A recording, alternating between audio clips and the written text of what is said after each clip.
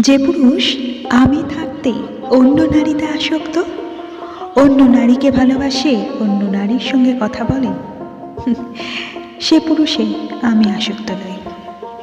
সে আসলে ভালোবাসা নামে খেলা ছাড়া, টাইম পাস ছাড়া আর কিছু করতে চায় না। তো সে পুরুষ আমার চাই না। কথা বলা আর অন্যকে আকৃষ্ট করার মধ্যে অনেকটা তফাৎ আছে। সে পুরুষের আমার দরকার নেই। অন্যকে ঠকানো বলতে শুধু ছেড়ে যাওয়াটাকেই বোঝায় না। যদি পাশে থেকে ভালোবাসার অভিনয় করে, তোমার সঙ্গে টাইম পাস করে আর মুখোশের আড়ালে তোমার ক্ষতি করে, তোমার বিশ্বাস নিয়ে ছেলে খেলা করে, সেটাকেও ঠকানো বলে। মাধুরী ছিলাম তোমাদের সঙ্গে। আবার দেখা হচ্ছে বন্ধুরা অন্য কোনো দিন, অন্য কোনো ভিডিওর সাথে। টিল সবাই ভালো থেকো, ভালোবাসায় রেখো।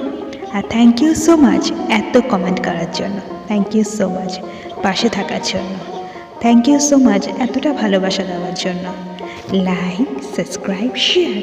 মিষ্টি মাধুরী আলিয়া। টাটা।